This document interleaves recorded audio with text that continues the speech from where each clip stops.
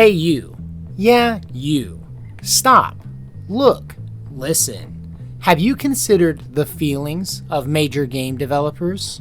Are you a supporter of the Stop Killing Games initiative? Well, have you considered just not doing that? After all, games are really expensive to make, and even more expensive to maintain. And when you think about it, they're more like services that are offered rather than products that you own. Why should you, the customer, have any say in how long a game remains optional? You should get over the past and live in the moment, because life is happening now, and you're missing out on so much good live service content. At least, that's what the industry says.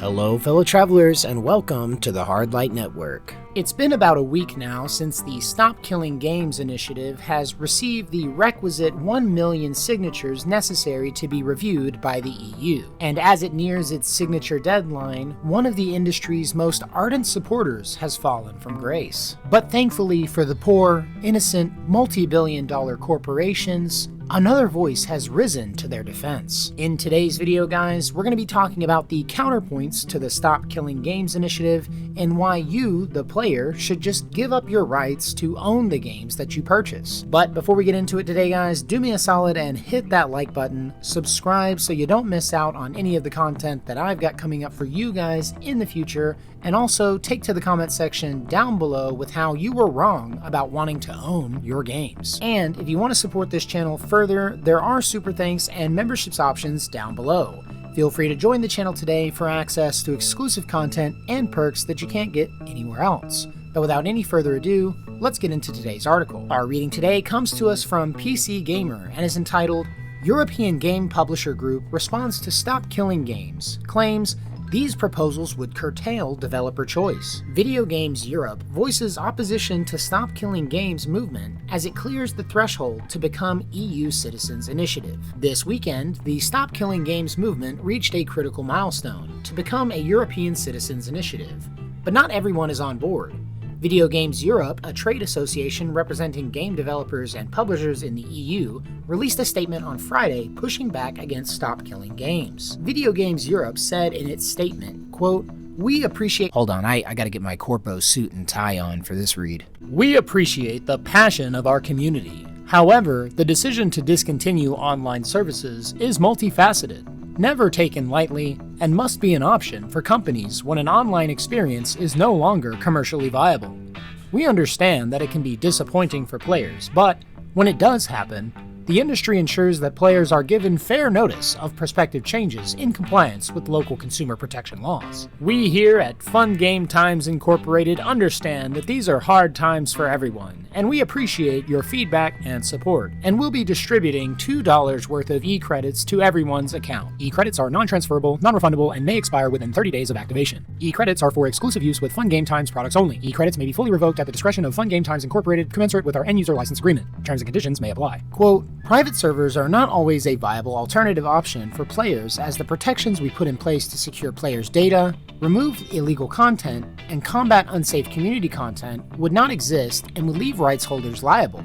In addition, many titles are designed from the ground up to be online only. In effect, these proposals would curtail developer choice by making these video games prohibitively expensive to create. We welcome the opportunity to discuss our position with policymakers and those who have led the European Citizens Initiative in the coming months. Video Game Europe's case is that it can be too expensive for developers and publishers to offer private servers or single-player modes in games that lose online multiplayer content, and that open or fan-supported versions of these games could present legal liabilities for companies, particularly when it comes to cybersecurity and content moderation. The other side of that coin, as the Stop Killing Games movement points out, is that players are paying for these games. They don't usually get their money back if the game is shut down, so they're effectively paying for a product that's taken away from them. Of course, developers and publishers will argue players aren't buying a product, but a license to access a game. But that's not how many players look at it. As the official Stop Killing Games website explains, Stop Killing Games is a consumer movement started to challenge the legality of publishers destroying video games they have sold to customers. An increasing number of video games are sold effectively as goods, with no stated expiration date, but designed to be completely unplayable as soon as support from the publisher ends. This practice is a form of planned obsolescence and is not only detrimental to customers, but makes preservation effectively impossible. Furthermore, the legality of this practice is largely untested in many countries. Regardless of what Video Games Europe has to say on the movement, it's clearly gaining popularity with gamers after garnering over 1 million signatures for its EU petition. Unfortunately, even if the Stop Killing Games movement eventually succeeds in creating some sort of policy changes, they will only apply in the EU, and potentially the UK as well. So publishers and developers may still be able to permanently shut down games in other parts of the world. All jokes aside, it's no surprise whatsoever that a company responsible for representing developers and publishers would turn the shilling up to 11.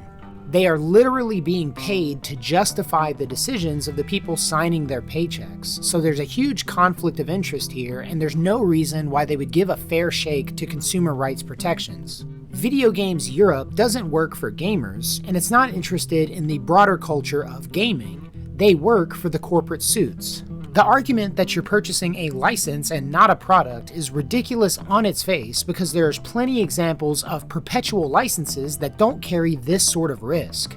I purchased a perpetual license for the version of the software that I'm using to make this very video, and it is exactly that, a perpetual license. There's no compulsion to buy any future updates or upgrades when they come out, and it doesn't simply disappear from my computer whenever those things happen. Also, the statement that forcing developers to create games with offline playability is absolutely laughable on its face. Right now, sitting behind me on my shelf, I have 30 plus games that can be played at any time, and 3 times that number on hard drives in my consoles as well. And not a single one of them requires an online connection to play. GOG offers a catalog of over 10,000 games that can be downloaded and played right now without a need for an internet connection. And this fear-mongering about hackers, illegal content, and unsafe community content have all been addressed 1,000 times over. These companies are hacked all the time. Your user data is no safer with them than it would be on a private server. When it comes to illegal content, their response is reactive, not proactive. They don't actually prevent illegal content from being spread in online multiplayer lobbies, they just respond whenever those threats are made. But by then, the damage is already done and the content has already been distributed. And we all know that, quote, unsafe community content really is just a euphemism for offensive content. When they say that many titles are designed from the ground up to be online only, we know that's part of the problem. That's why the initiative is being signed in the first place. There's nothing that requires single-player experiences to be online only, and even multiplayer experiences don't really rely on the internet connection as much as they want us to believe. And this comment from InfoRecon sums it up perfectly. Quote, "Game dev here. People misunderstand how online video games work. The graphics and content are not processed on a server. It's processed on a client's machine, either a console or PC. The data that is inputted is processed in the server and communicated between the client and server with the use of encryption and decryption, especially to reduce hacking and modding. Developers would still be able to make live service games, and at the end of support provide an update for private/mock servers, or just make the online game a single player. Most developers don't do this because the publishers don't allow any resources to make that change, when most games anyway are made with a single player in mind. Example would be Helldivers 2. The game can be played solo, but the developers decided to keep all progression linked through a server. Again, nothing is rendered on a server dominantly. There are very few games that do this. Otherwise, people wouldn't need a console or PC in the first place. Asking for end-of-life support where multiplayer games from 20 years ago already do so isn't changing how games are developed. It's forcing companies to do their jobs and follow legal consumer laws. The worst thing about this is that these major developers and publishers have to be outright evil to lie so thoroughly. We know that this has nothing to do with the cost of games or the quality of their products. because games have been getting steadily worse and at the same time more expensive.